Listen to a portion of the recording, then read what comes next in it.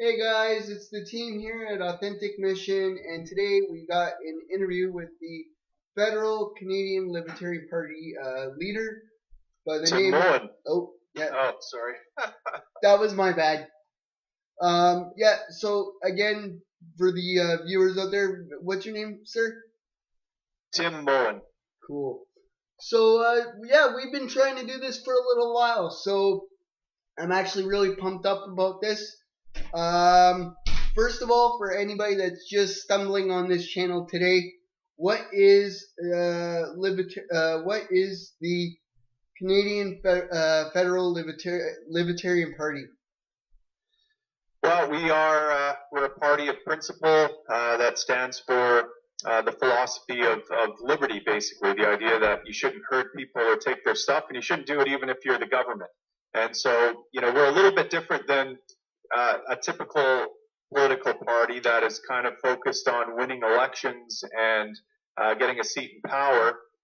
We want to do that too, but we don't want to do it at the expense of our principles. And so, our goal is to shift culture. It's to create a marketplace, a political marketplace where people demand liberty. And so, in order to do that, we have to put out some ideas that at first aren't that appealing or very popular to people. But we think that these are many of the ideas and the philosophy that we advance is essentially what Western civilization was built on. The idea that the government is there to protect the individual, that the individual emerges from the nation, and that the idea of sacrificing yourself to the collective of the greater good is generally results in the greater evil.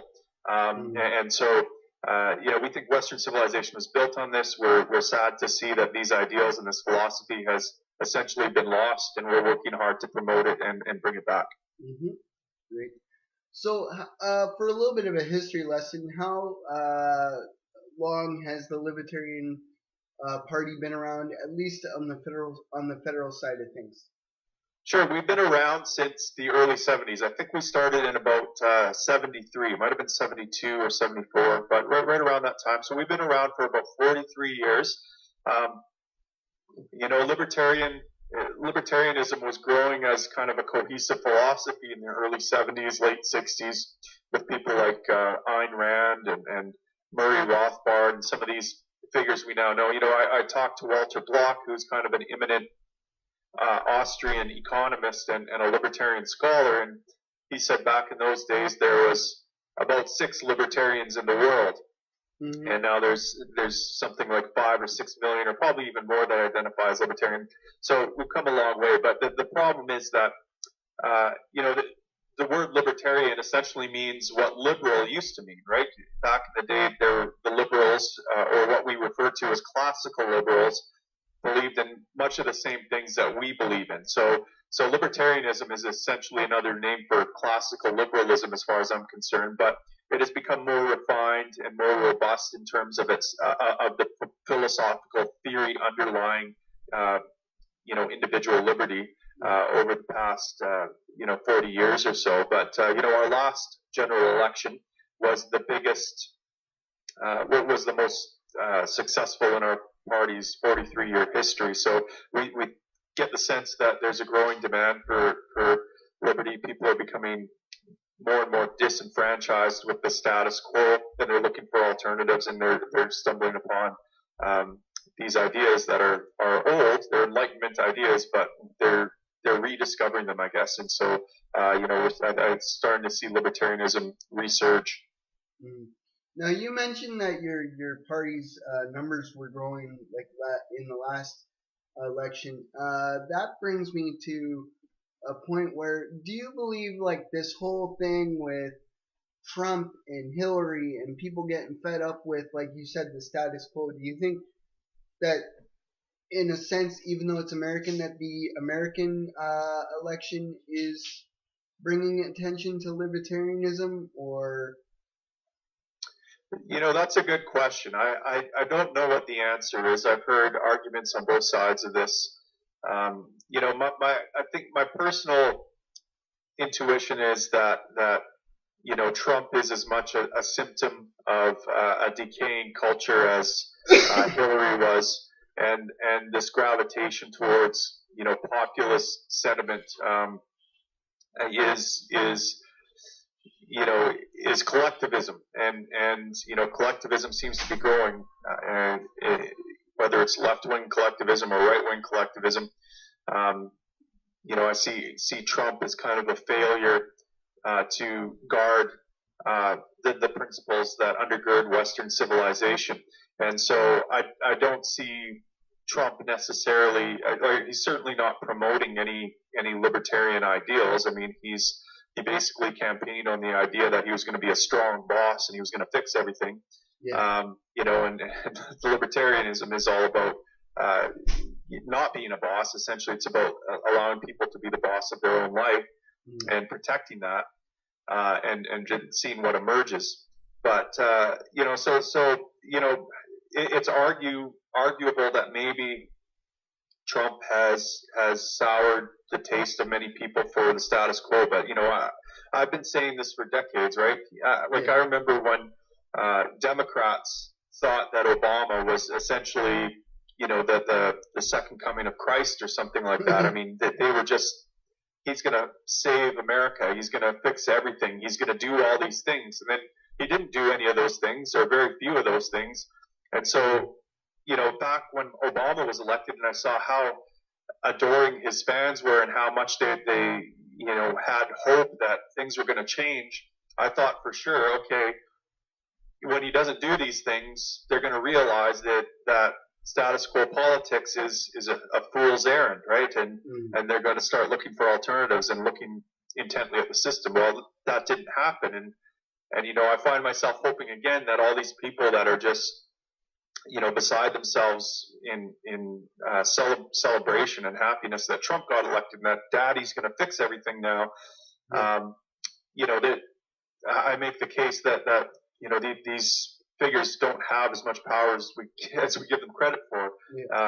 They simply can't make the changes that people want to see, and it's hard work making those changes. It requires taking personal responsibility yourself in your own life, and that's a difficult thing for people to do. We're addicted to quick fixes, and so I hope that this will be a wake up call when all the promises Trump made kind of fall flat by no fault of his own. It wasn't Obama's fault or Trump's fault that they aren't able to make their election promises come true. This is just the nature of the system. It's the nature of the game.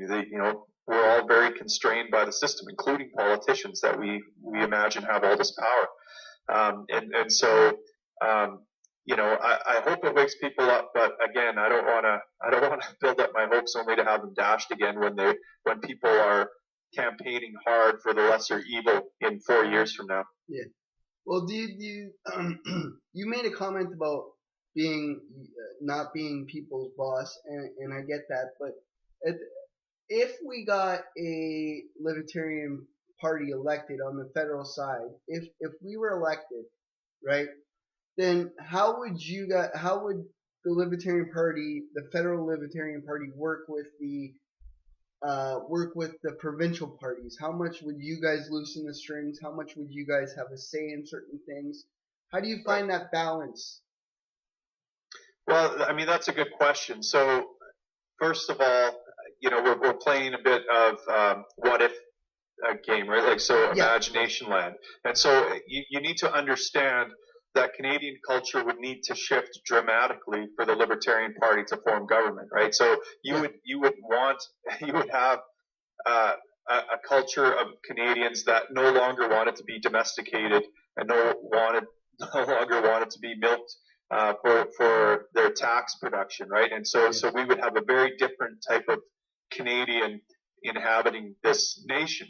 And so that's the way that the Libertarian Party would get elected. And so with that, we would have a mandate and a demand from the people of Canada to decentralize power, I believe, right? So, Canada, the federal government might be in charge of things like geographical defense, like national defense, protecting our borders, and creating a safe space for the provinces, and maybe having a Supreme Court, and maybe having, something like a a police force or some type of force that could, go across provincial borders and jurisdictions to apprehend real criminals. But by and large, my job as prime minister would be to give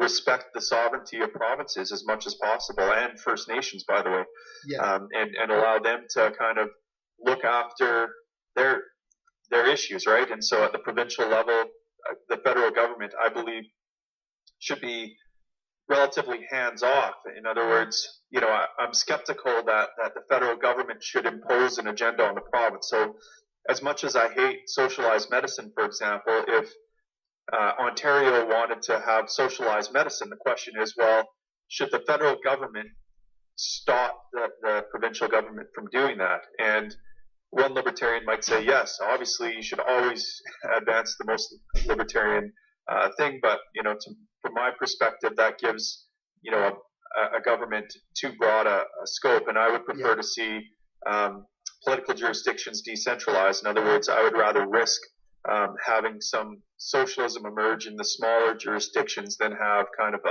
a liberty enforcing government from on high mandate that the provinces stick to strictly libertarian rules. And I'm only 75% in that camp. So in other words, I leave myself open to be convinced otherwise.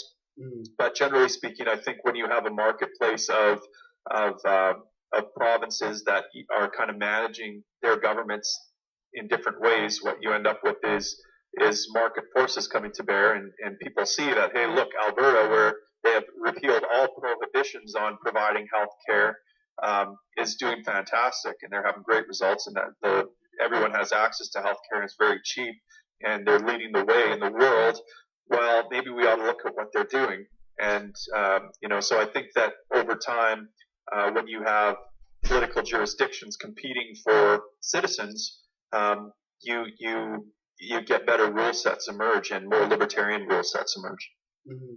The reason I ask the imagined questions, because I do understand that it's going to be a long time before a Libertarian Party is elected. But part of that, unfortunately, I believe, is because some people need to have answers to these questions, because we have had, like you hinted at before, we've had our what do you call that? Our hands held for a very long time by the government. So the thought of libertarianism is both fascinating, but sometimes I think to the general public it's scary, because they don't understand it yet, because they've had their hands held for like at least the last 60 years. Yeah, no, you're absolutely right. It is very scary, and one of the reasons I think we were more successful than we have been in the past in the last election is that we recognize that, right? We recognize that the way our platform was being presented to the Canadian people, it scared the heck out of them, right? So you have what appears to be a party that wants to get elected, then fire everyone, rip up all the rules, and maybe blow up Parliament on the way out. And to a libertarian's ear, that might sound like, yeah, rah rah, let's go. But to most people, that sounds scary as heck, and it probably should. I mean, my belief is that government emerges from culture, and so it's not as simple as getting the reins of power, ripping up some rules, and firing people, and now we have liberty. That doesn't happen, right? So imagine that we could snap our fingers and just make Canadian governments and provincial governments go away tomorrow. Would we have a libertarian society? Absolutely not, because people would demand a gang take over, right? And so the strongest gangs would fight for territorial power, and there would be bloodshed, and government would emerge again, right? You would have the strongest gang form a government, and that's because people would be afraid, and there'd be gangs there to meet that fear and say, listen, we'll protect you, just back our gang.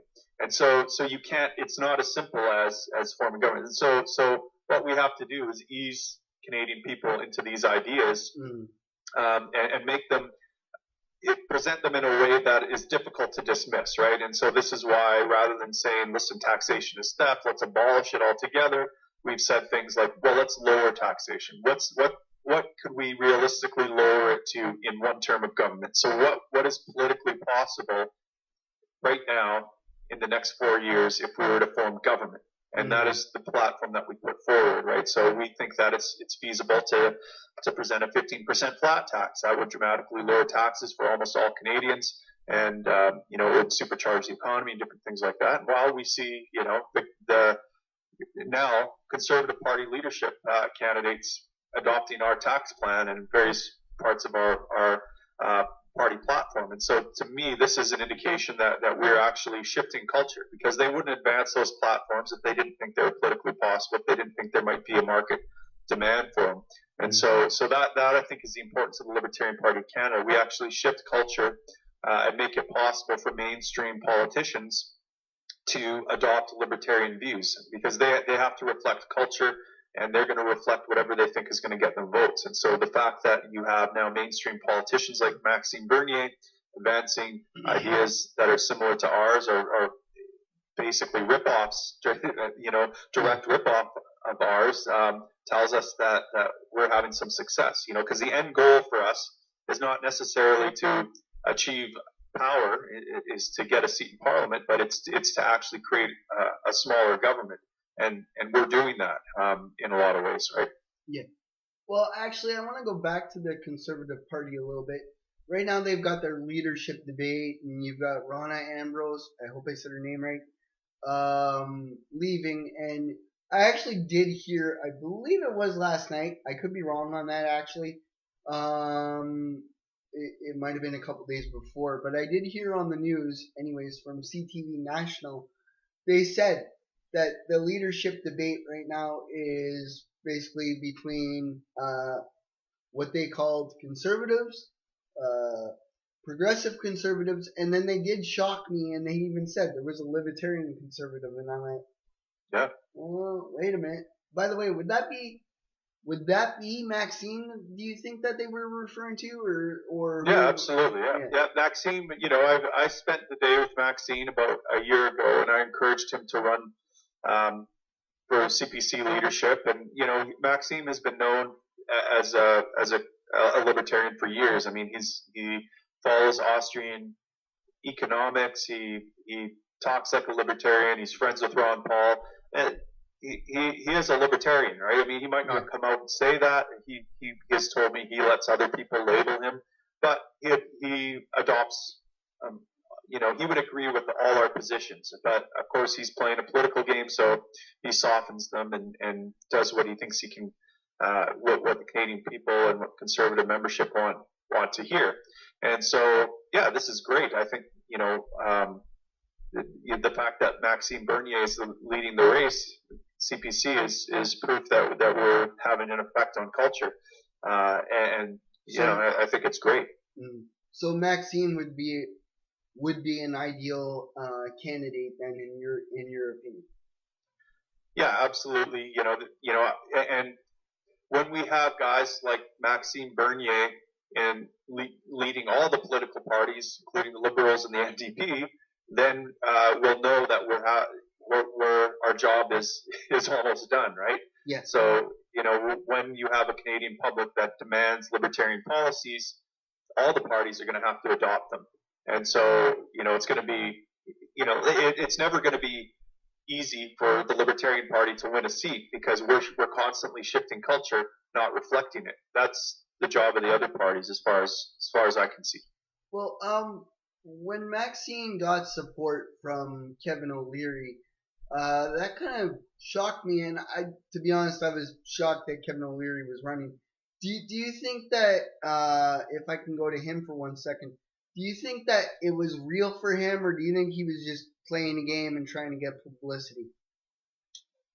I don't know. I got the sense that it was real. I think he saw, he was very pragmatic, right? He's not a principled guy per se, but he just knows what works in the business world, and so he adopts economic policies that are essentially libertarian, because he understands how important, like deregulation is, how important it is to have free trade, how important it is to free up businesses to meet the needs of their consumers and to compete. Mm-hmm. And so I think that that O'Leary was very concerned with what he saw going on federally with the Liberals, making it more difficult for businesses, spending more money, raising deficits.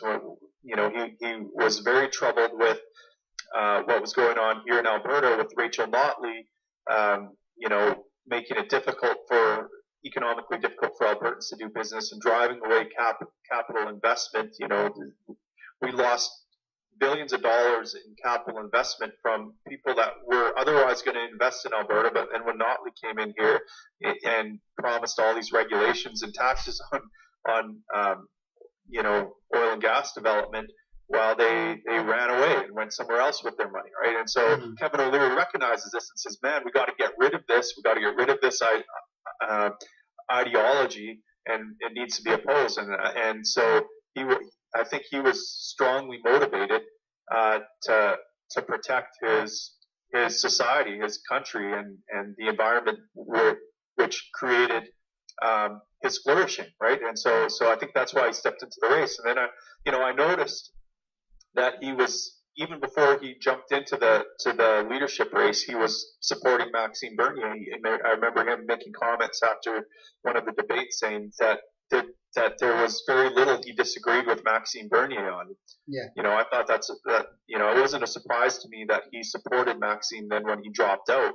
I think that was a commendable thing to do. I mean, I think it speaks to the authenticity of what he was saying, that he was there essentially to preserve Canadian culture, and now he doesn't want to split the vote, and he wants the type. He's more interested in those policies emerging than he is in winning a seat in power. And so, I take him to be authentic, and I take him at his word. I think the evidence supports that.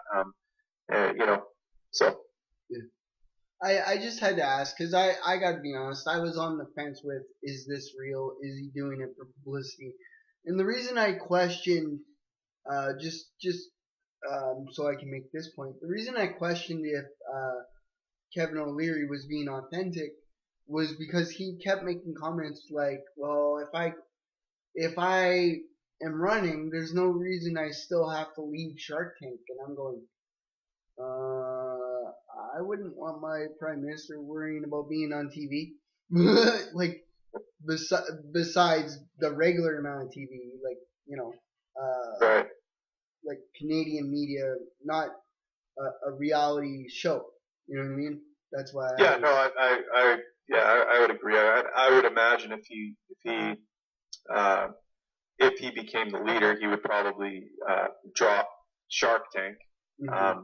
Well, if he was elected to a seat in Parliament and became Prime Minister, certainly he would. I don't think that he would accept a seat in Parliament unless he was leading a party that won a majority government, right? Like, I think that he would probably have resigned if he didn't win the election with a majority government. Mm-hmm. But I do think if he won a majority government and he was elected Prime Minister, he would probably focus all his energies on that, similar to what Donald Trump did. Mm-hmm. Now, do you think, speaking about trade and stuff, I didn't send you this question before, or I didn't even think of it till just now, but I'm just curious. With what's going on right now with Trump and the tariffs and the back and forth over NAFTA and just yesterday they said something about Justin Trudeau going to back out of a deal to buy some planes from an American company, and they were thinking, well, this is kind of a give and take, or they're trying to play each other because of agreement, what's the word I'm looking for? Because of agreements coming up with NAFTA and all that. Like, I've never looked at NAFTA. But what do you know about it? What would the Libertarian Party do in regards to NAFTA? Because, like you said, trade is important. So I don't know. I've heard pros and cons over NAFTA. So for anybody that doesn't know, can you give us any background on NAFTA and what we might do about it as libertarians? Sure. Well, I mean, first of all, a proper trade agreement or trade policy is essentially one sentence. The government shall not restrict trade uh, between Canadians and people outside Canada. That's it. Um, we can't necessarily control what other governments do. So, the U.S. could put in tariffs and Mexico put in tariffs. And so what these people, these trade agreements are essentially jockeying for power and position for politicians. They seem to have very little to do with actual traders and businessmen and consumers. But essentially, what they're selling us is this idea that we can't have completely free trade. These trade negotiations essentially look like I'm going to put a gun to my citizen's head and pull the trigger unless you do the same, right? Because when you put tariffs on, say U.S. imports or something like that, what you're essentially saying is Canadians, you need to pay a higher price for these products. So it harms our own people to put up tariffs and trade barriers, and so what we would do obviously is try to minimize those tariffs for our people. Like we would want to eliminate trade barriers, and so I think my position would be that I would simply argue that we're not going to put any tariffs, we're not going to restrict trade in any way. On our people, you guys can look like idiots and go ahead and do that to your people. I mean, if you, I guess, but you're going to look pretty bad doing that when next door we're prospering. And if it's too expensive to trade with your people, we'll just get imports from somewhere else. So you better lower your trade restrictions and trade barriers. And that's essentially how I would look at it. Now it can get complicated because if the U.S. puts tariffs on our people and so our businesses can't export to the U.S. freely, well then the savvy negotiator we're led to believe would say that we have to drop those tariffs by threatening their businessmen and their businesses with our own tariffs. And that's how you get it done. But I think that's a fool's errand. I think that yes, that might get us a little bit more freedom to export, but it doesn't help Canadian consumers at all. And I think over the long term, if we just simply unilaterally said we're going to end any restrictions on Canadian trade, that other countries that we trade with would slowly adopt similar policies in the long run. But at first, it may hurt. It may hurt Canadian businesses, because we may not be able to get them the 2% lower tariff by threatening American businesses that we would have. But I think over time, Americans would see the folly of their ways. Do you know anything about because I know that libertarians are still pro military within within reason, obviously, because we still want to protect our citizens, right? So I just the reason I'm bringing up the military though is it kind of looked like yesterday on the news or whatever day that was that they were saying that Justin Trudeau's using these jets as a ploy or as a bargaining chip. Don't you think that's a little bit of a risk to use the military as a bargaining chip? Well, yeah, definitely. it's and this this is part of the problem of having government in charge of a lot of these things, right? So I would prefer to see a military. I'd prefer to see a culture that takes national defense as a duty, right? So I prefer that Canadians see national defense as an individual responsibility that they take on themselves, and more like the Swiss model, for example, where people are kind of ingrained with the idea that they're in charge of national defense. Now, I'm not a big fan of mandatory service, which is what the Swiss have, but I do think there's something to be said about having a culture. I think there are ways of promoting that in a culture. But and so when you have a well-armed society that takes national defense as a individual responsibility, it's very unlikely that you would face any kind of external threat. I remember the Japanese. There's a quote by a Japanese general that said that invading the U.S. homeland would be folly because there'd be a gun behind every blade of grass. Basically, we would never get anywhere, right? I mean, the U.S. and Canada are experiencing what it's like to face a well-armed society with their invasion of Afghanistan and how difficult it is to get anything done. And these are essentially backwater goat herders compared to Canadians, right? And so, any army would have a very tough time getting anywhere. But I mean, because we do have a national military, and that's a legitimate role of government. It does have to source its airplanes and whatnot from other places, and I think it's reasonable to operate that like a business essentially, and play ball with people who are willing to play ball with us. These are. I don't know what the Prime Minister knows, right? He is, the Canadian government is in a privileged position in that it has far more information than we do to understand these positions. But I don't trust Justin Trudeau and I don't trust the Liberals. I think they're ideologically driven, and I think that I don't trust the decisions they make based on the information they have. But I don't know what the right answer is because I don't have the information they have. Mm.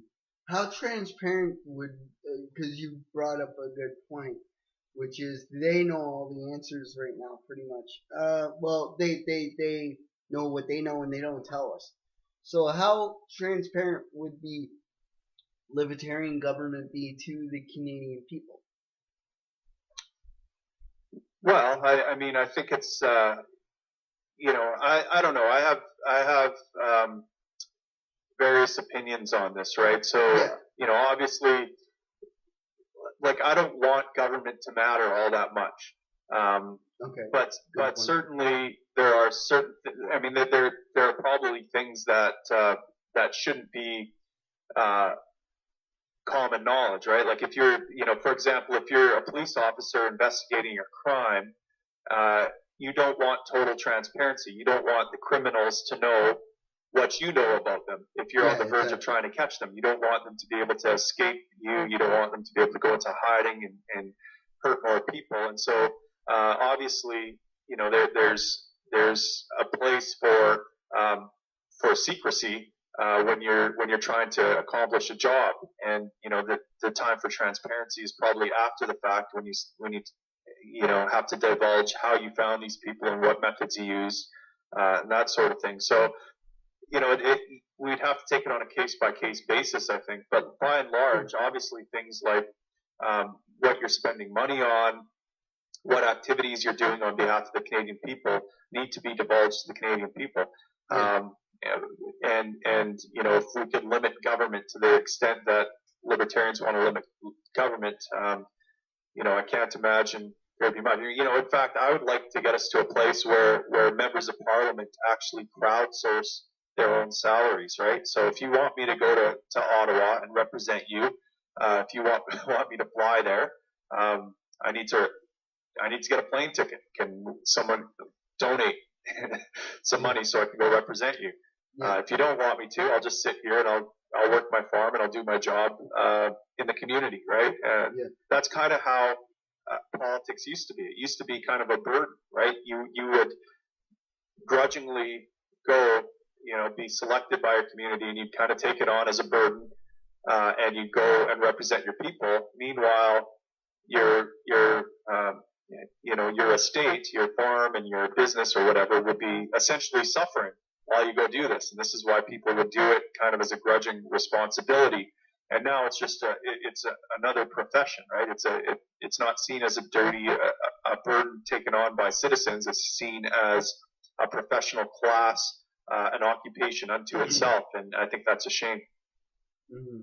Well, that's a good point. Like I think mainstream government's gotten a little bit, well, more than a little bit arrogant because, here's our economy kind of, we are where we're at, but yet I just saw a couple weeks ago something from the news stating again, and this was on Facebook, that Justin Trudeau gave a raise to his MPs or something like that, and I'm like, okay, so they get a raise, but we as business people, we got to pay a 15, like in Ontario, we got to pay a minimum wage of 11.40. Right. And now our province at least is debating. I think it is like $15 minimum wage, and I'm going, oh God, you know what I mean?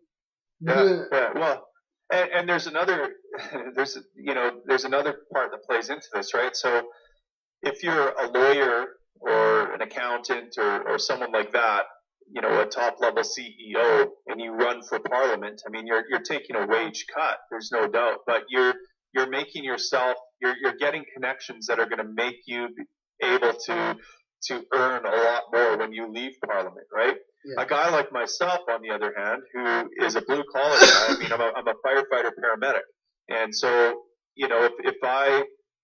if I say took a serious run at the legislature in Alberta, say I went into provincial politics, yeah, decided I was going to get serious about winning a seat and say the things and do the things I need to get into power, well, that's not all that appealing to me because, yeah, I make a good salary while I'm there for 4 years, but what do I do afterwards? Okay, I'm going to be in my mid 40s, and I'm going to have to go back to my career. Well, a blue collar guy that kicks in doors and puts out fires, I'm not going to be in the shape I was when I went into took that seat in the legislature. So there's an argument to be made that I don't want to go to office because I'm going to it's going to actually diminish my ability to earn money over my career as a blue collar guy. Now that doesn't so I think there's kind of this incentive. It's incentivized towards these kind of white collar cronies, right? Yeah. So a lawyer or a high level CEO or a chartered accountant or someone from one of these professional classes that goes through the political process and then comes out the other end is now well connected.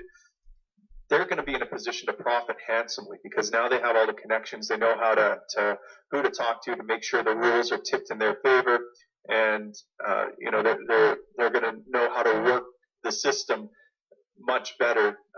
And unfortunately, blue collar guys that might be a better voice for a typical Canadian are not going to have that advantage. And so I think this is why you see politics kind of geared towards cronies and towards the types of people that actually grow the system and make things worse for the rest of us. Yeah.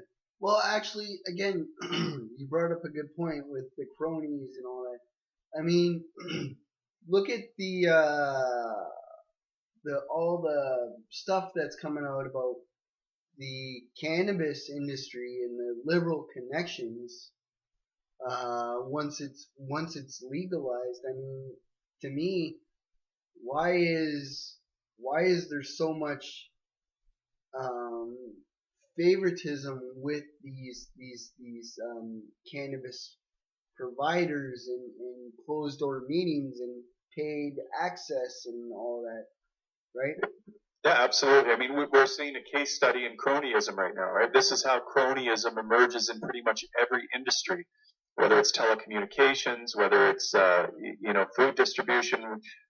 Every industry starts out like this, with, okay, we're going to regulate it. Okay, we need industry experts to help us make sure we get the right regulation. Of course, all those industry experts have their connections to the industry that they're going to regulate, so they make sure everything's tipped in their favor. And yeah, I mean, Trudeau's uh, chief financial officer during the election is a guy that was a co-founder of Tweed, one of the biggest cannabis companies in Canada. And so now we've seen a model emerge that we predicted, right? That it will dramatically raise the stock value of corporations like Tweed and all these politically connected corporations. But the average farmer, the average cannabis farmer, is screwed. They're going to have their farms and their shops,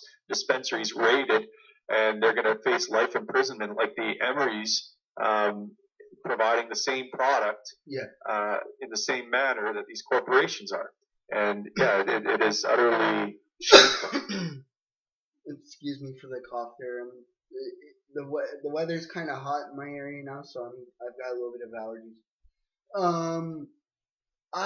I would say that, like, if we made cannabis, if we had a say in cannabis legalization, wouldn't you say that the model, like the dispensaries out in BC and not these big corporate industries, wouldn't you say that the dispensaries are the better, more liberated model? Well, absolutely. Yeah, I mean, these, the common complaint I hear from people that are end users of cannabis, primarily medical patients that use it as medicine, is that it's very difficult to get a consistent supply from these large corporate large corporations, and the quality is very poor compared to what they get locally by the kind of craft market, right? And so this is like comparing craft beers to big brewery beers. You get much higher quality, and so what we're seeing is it's fascinating, because right now, well, up until recently, there's been essentially this emerging white market or gray market of cannabis, and it's been just booming, right? If you go to BC, you see all these growers working on hybridizing and modifying their plants to meet the demands of consumers that have specific symptoms and signs, right? And so you get medicine that is specifically tailored to individuals, and it's happening very rapidly. All these multiple growers competing for the consumer dollar are trying to meet their needs and give them medicine that actually meets their needs. And it's fascinating and amazing to see, but all that is now being squashed. Things like CBD, for example, right? CBD has no psychoactive properties whatsoever. I actually have a nephew who has severe seizures and the only thing that stops these multiple seizures per day is CBD oil. And CBD oil doesn't make you high, it has no psychoactive properties, but it stops these seizures. And it's very difficult to get this stuff. You have to be a very kind of skilled grower to grow this stuff, and so there are people working on pure CBD strains, or people working on 50-50 strains where you get a little bit of that pain relief, so you get a little bit of the psychoactive process as well as getting that anti-inflammatory property. And then there are literally hundreds of different variables in these plants that can be played with and adjusted. But all of that knowledge and all of that experimentation and all of that innovation is now being crushed, absolutely crushed by the government. And if we could just keep things the way they are right now, just in this gray area, even, we'd be better off than what's coming under the liberal scheme. Mm-hmm. Mm-hmm. Personally, I think Justin's still smoking, but he can't say it. Oh, of course he does. Yeah, I mean most Canadians have, right? So yeah, I we both know some cannabis activists. I'm a little bit of a cannabis activist myself. I just personally, I feel like they they gave us they waved the carrot and then they pulled it away a little bit because I mean we still have a long way to go for the cannabis industry and a lot of industries to be treated fairly, including the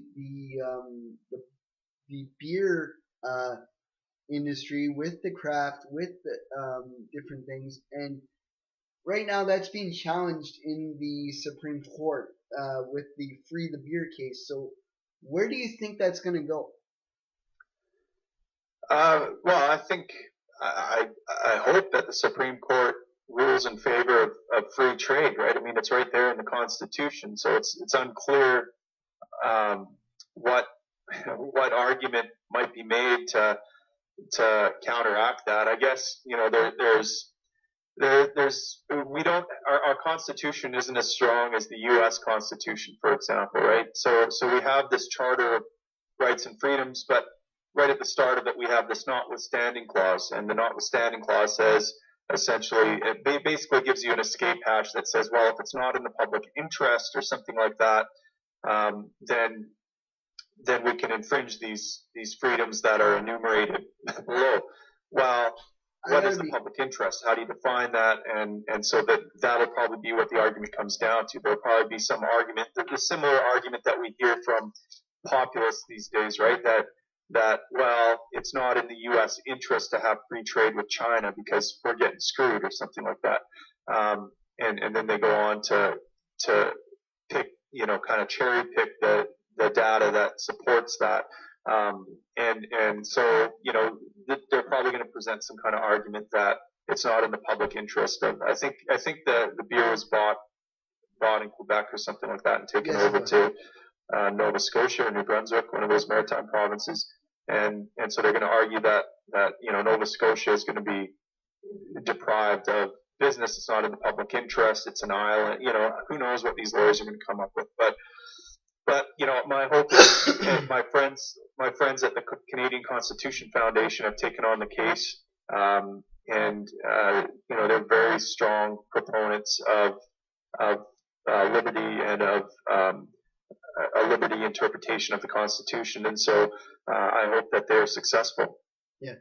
I gotta be honest, I have a copy of the Canadian Charter of Rights and Freedoms, but I also have a learning disability and vision impairment, so I've never had the chance to completely go over it with the fine-tooth comb. So that clause that you mentioned I never even noticed that.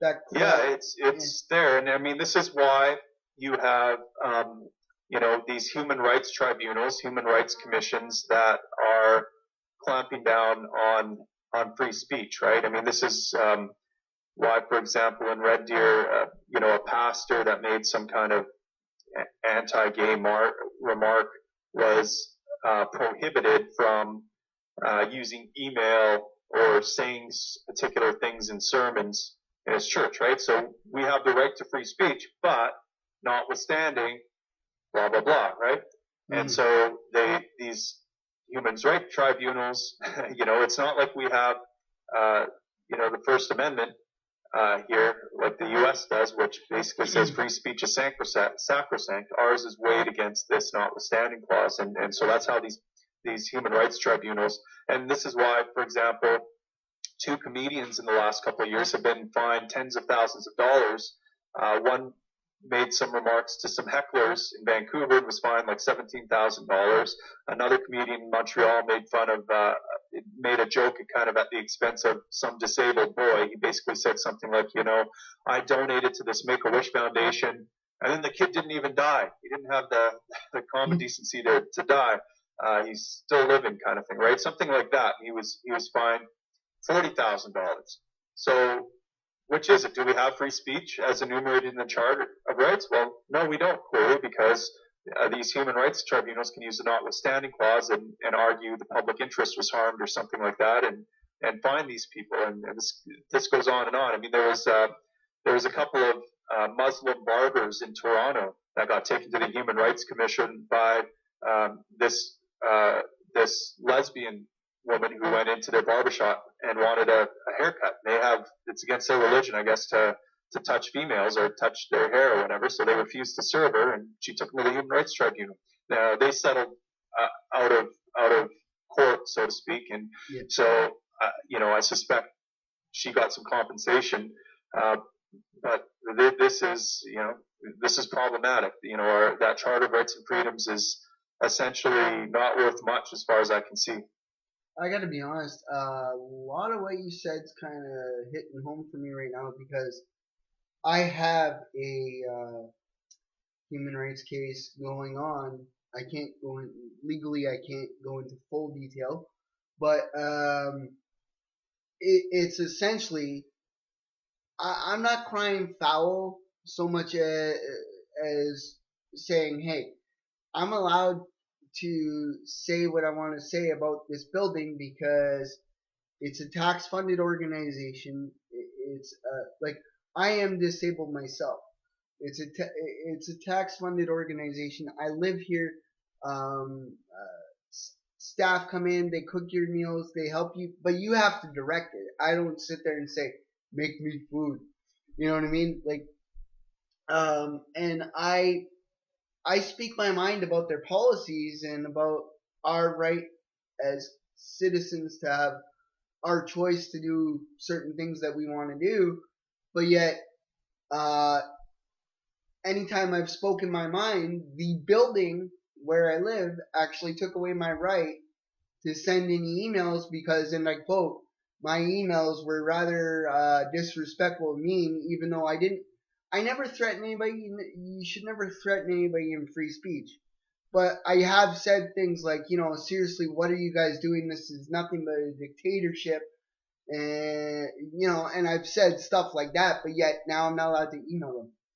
So I said to this human rights lawyer, well, what about my right to free speech? And it says it in this building's, they came up with their own client bill of rights.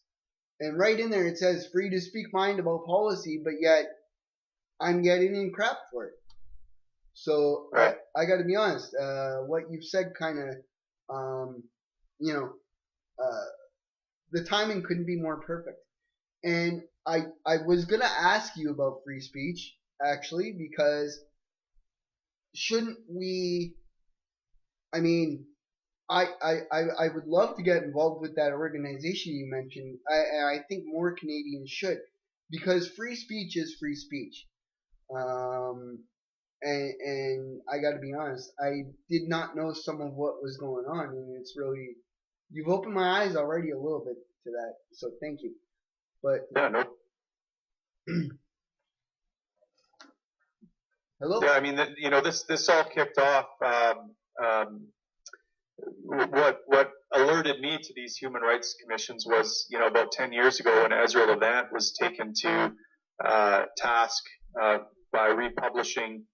There was some cartoons of the Prophet Muhammad that were published in a Danish cartoon that got a cartoonist killed. Right, he was assassinated by people that were offended by this cartoon. Ezra Levant. Was that the one in Paris? No, that was before that. This was probably over 10 years ago now. It was, you just have to Google Danish cartoons or Danish Muhammad cartoons, and you'll find the story. But Ezra Levant this was before he was with Sun News, and certainly before he started the Rebel Media. He had a publication called the Western Standard, and he published,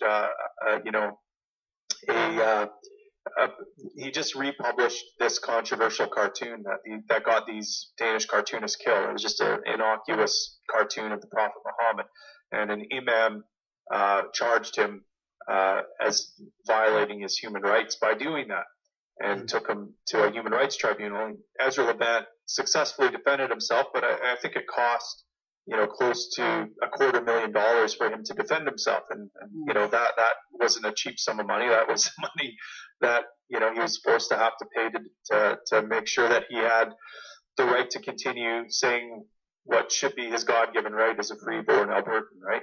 Yeah.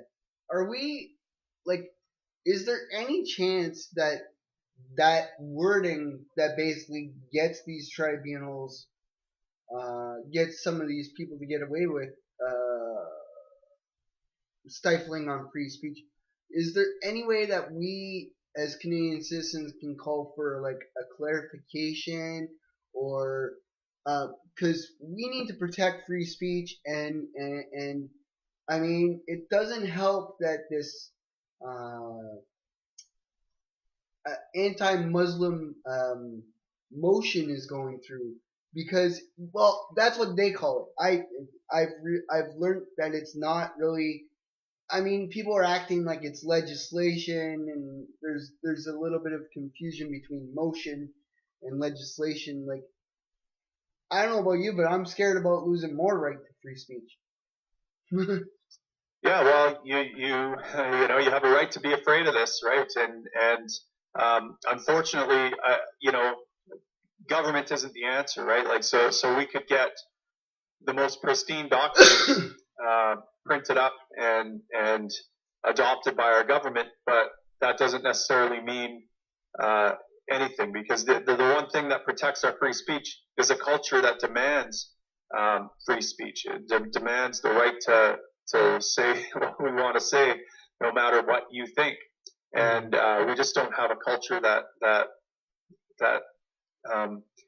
embraces it. And even a lot of the free speech advocates, I think, misunderstand what the right to free speech is.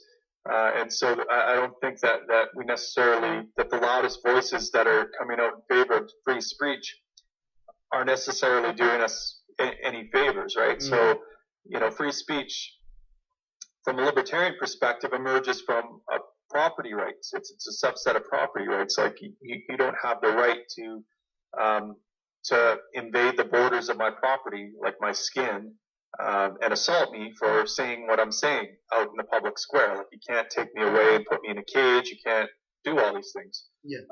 But because it's an extension of property rights, it also means that if you sit at my kitchen table and insult my wife and family, I can exercise my property rights and kick you out, right? And so I think this is where a lot of free speech advocates kind of lose the argument a little bit, right? Because a lot of them seem to be arguing that, well, I have the right to sit at your kitchen table and say whatever the hell I want to say, no matter what. That's what free speech is. And so, I advocate for property rights, and an emergent property of that is that you can say what you want in the public square. You can't have people initiate violence against you. And it also means that I don't have to give you a platform to say, to insult my family or say something that I don't agree with. I don't have to use my energy, my work, and my property to support that necessarily, right? And I think that's where some free speech advocates are missing. And this makes them look a little bit incompetent and a little bit. I think it prohibits them from being taken seriously and advancing real free speech. Well, before I forget, how would, like, you said your numbers are growing in terms of the Libertarian Party, and we've talked about free speech, we've talked about borders, we've talked, the one thing that I want to ask, well, actually two things that kind of join into one, is, like, sorry, just give me a sec there. Where in the party right now do we need help? How can people help? How can people get more involved and help either their provincial Libertarian Party or even the federal Libertarian Party? What kind of help would you guys appreciate? Sure. Well, I mean, so our goal is to field a full slate of candidates in the next election. It's a pretty bold goal. It's pretty audacious, but if we can field a full slate of candidates, that might give us, that'll definitely raise our profile. It'll give us ammunition to get me or the leader of the Libertarian Party on the national debate stage. Yeah. And that'll be good. That'll allow us to get these ideas out into culture and hopefully keep moving the goalposts. And so the things you can do to help are you can run as a candidate for the Libertarian Party Canada. You can go to our web page and find out more and sign up and become a party member. It's not very much. I think it's maybe $10 or something like that. Libertarian.ca is the web page. You can start. You can just start organizing locally, like start a meetup group. You can start an electoral district association. An EDA is kind of a local branch of the party that operates within a riding that does things like fundraising. It selects a candidate locally and that sort of thing. And so you could turn a meetup group into hey, let's form an EDA and then we can run, do some electoral activities. Yeah. The other thing you can do is spread the word. And that helps a lot. Like just get out, share our Facebook posts, talk about libertarianism. Excuse me.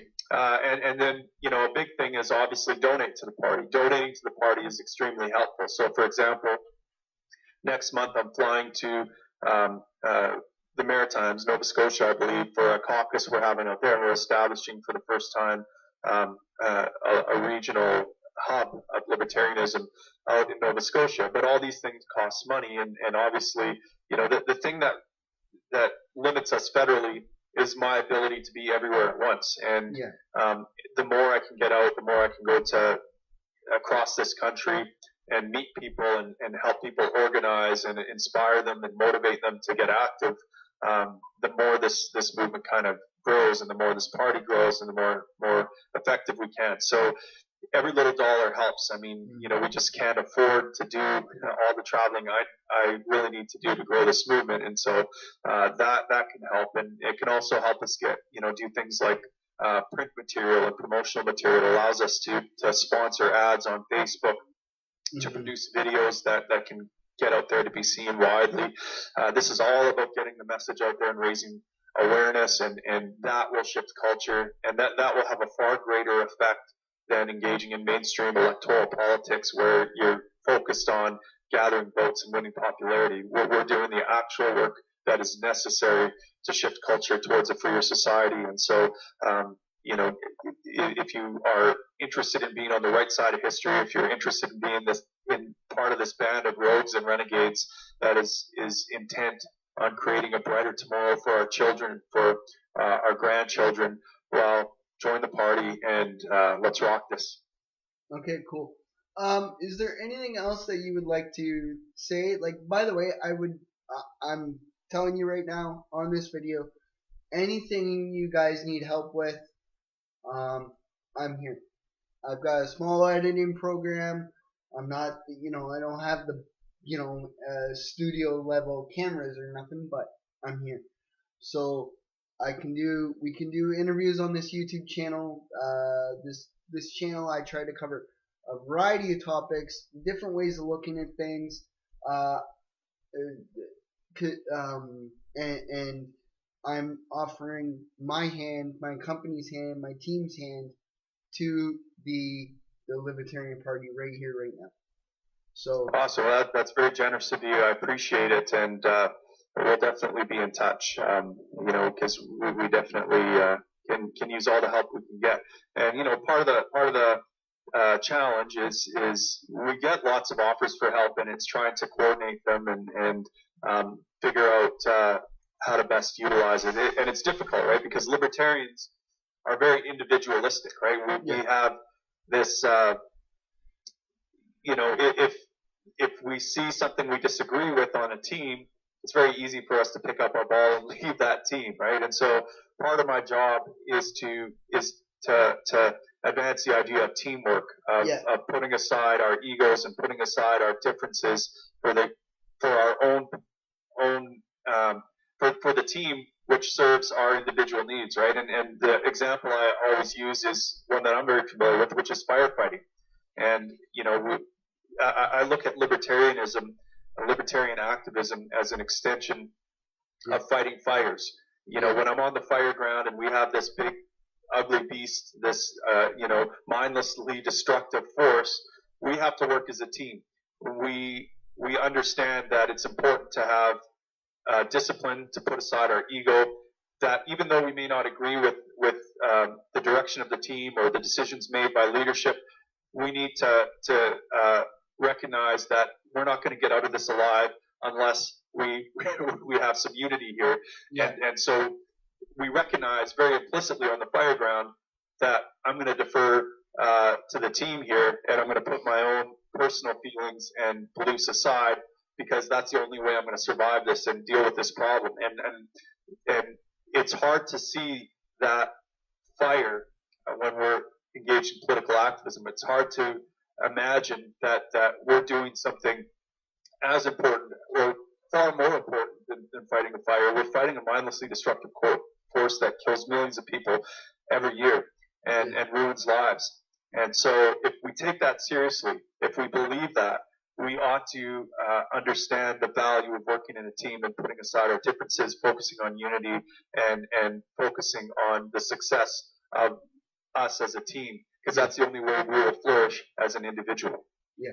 Well, one last thing I want to say, and this is just so to prove your point about unity and individualistic points of view. Like I said, I've said it numerous times on my Facebook. I've made comments on various libertarian Facebook groups. I'm a growing libertarian, right? I grew up with only knowing about the three major parties, and it's only my last couple of years I've become more politically active. But being that I'm disabled, and being that I want to be off the system,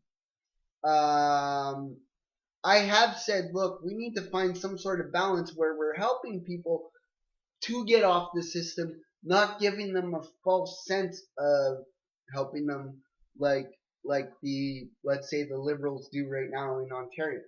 Or Right. And unfortunately some passionate libertarians have been like, I did a video explaining the housing side of things, like I explained to you earlier, and I said, look, if it's our tax dollars, we should have a say in how this policy is ran or how this is done, because it says right in there we're allowed to speak our mind without fear, without blah blah blah, and this is the agency's own Bill of Rights, right? So I made a video trying to explain that, and some other libertarian people misunderstood the video and was like, housing should not be funded by the government, blah blah blah blah blah blah. And I'm like, Sure. and I'm going, okay, wait a minute. The point of view that I'm trying to say was, it's here now. It is funded by the government for now. So while it's funded by the government, we should have a say in how it's ran. Not that I wasn't making a case for more government-controlled housing. I was making the case for, it's here. We should have a bigger say in how stuff is done. Well, and you've just touched on it and run into the problem that that I think is endemic in libertarians, which is that we're all a bunch of individuals. And what we're very good at is criticizing, right? We're very good at pointing out flaws in arguments, and it's very difficult for us to to focus on solutions, on what's actually going to work, right? And to help each other out, and to look at what someone's actually saying that's right. We're very bad at noticing what people are saying that's right, and we're very good at noticing what people are saying that's wrong. And that has negative unintended consequences. And so this is why I advocate for a switch. I used to call it something like a switch from libertarianism 1.0 to libertarianism 2.0, right? So let me just run this by you real quick if we have time. Yeah. Libertarianism 1.0 is essentially focused on others, right? So it's always like, if you guys would change, then we could finally have freedom. If the government would adopt this policy, finally we'll have freedom. It's fixating on a problem. So there's a problem fixation. And usually when you have a problem fixation, when you're focused on a problem, this is true in organizational consulting. which I do a little bit of. Yeah. If you constantly work on fixing problems, this is what the state does, right? It whacks a mole and two more pop up. It creates a self-fulfilling prophecy. So in other words, if you're concerned about drug use and addiction and that sort of thing, well, problem fixation, you create a solution called I'm gonna prohibit this or something like that, and it creates a self-fulfilling prophecy. The drugs problem actually gets worse when you do that. Yeah. And we do that as libertarians, right? We fixate on problems. Well, you said the wrong thing, and you're wrong, and that drives people it disconnects people. And so what we do is we amplify differences. It's this idea that what we have to do is overcome resistance. If we just argue harder, if we just win the argument, things will change. And this is wrong, right? And in Libertarianism 1.0, we also imagine that there's this place called Libertopia. And Libertopia is where we want to get, and it's always over the horizon. You can never achieve it, right? So what I advocate for is something, what I call Libertarianism 2.0. Libertarianism 2.0 first looks in the mirror. So this is very important because one of the things that I found, when I first discovered libertarianism and discovered the non-aggression principle and stuff like this, was I wasn't applying this in my own personal life. So, for example, as a parent, I would use punitive force against my kids. I would send them on timeouts. There was the threat of a spanking, although that rarely happened. But I realized that I was being a hypocrite, right? And so I needed to look in the mirror and understand that I wasn't following the very principles I was demanding others follow. And so that was the first thing. So it wasn't until I did that I became a far more effective activist and purveyor of these ideas, because I actually understood how they applied in my own personal life. Yeah. Libertarianism 2.0 also has kind of an entrepreneurial mentality, right? It's like, because it wasn't enough for me to just take force off the table with my kids. There was still problems. There was problematic behavior, and there was negative things going on. They were getting into trouble with. And so I had to figure out now that force was off the table. Well, how do I actually solve this? And so that required being empathetic, seeing what life was like through their eyes, understanding what it was in their environment that was contributing to this problem, and trying to meet their needs, their actual needs, right? And that requires being an entrepreneur and figuring out how to provide solutions. And so that's what Libertarianism 2.0 is about. It's about being solution-oriented. It's about providing value to others, connecting with hearts and minds. And so it's not about trying to overcome resistance. I mean, and think about it like this. If you're on a date with someone and they just aren't into you, if you imagine that what you have to do is overcome their resistance to you, then what you do is you get closer to them, you bring them in. It's a recipe to get charged with a crime. And what you should be doing is looking in a mirror and imagining that what is it about myself that isn't attractive to this other person? Well, if you go to the mirror, you might find that there's a big piece of broccoli stuck in your teeth or something like that. And so it changes your whole mindset when you look at this as a problem of not being attractive enough, rather than the other person being the problem of resisting, right? Yeah. And so it leverages common ground, it works on connection, and it recognizes also the fact that liberty is a mindset. It's available right here, right now, in this moment, if we seize it and if we focus on it. And that's the only way liberty can grow. If we keep imagining that it's some place over the horizon that we want to get to, I think we're destined to fail. And this is what I think the mistake that these libertarians that you have run into, they're engaging in libertarianism 1.0, where we fall into this problem all the time. We look at a statement or a set of statements and we pick it apart, pick out all the faults, and fixate on the problems. So we don't notice what the solutions are there, what the common ground is, and how to leverage that nugget of beauty that's in that video that you made. How do we leverage that and create, build on it? Yeah. So that's my little rant, I guess, and that's kind of the message that I'm trying to bring to libertarians across Canada, across North America. This is something I speak about when I go speak to libertarian folks all across North America. And I think it's so important that we get over our own ego and get over this kind of problem fixation and start focusing on solutions, Well, on what's actually working. Yeah, I'd like to extend an offer, and then we'll call it a day on our first interview, unless there's something else you want to say. Um, I would like to extend. I'm starting a new segment. I believe it's going to be today, but I'm starting a new segment on my YouTube channel where I'm trying to land interviews with different libertarians to discuss various topics from a libertarian point of view. Like one topic I want to do, I don't know if we're going to do it today, but I want to do a topic on a internet bill of rights.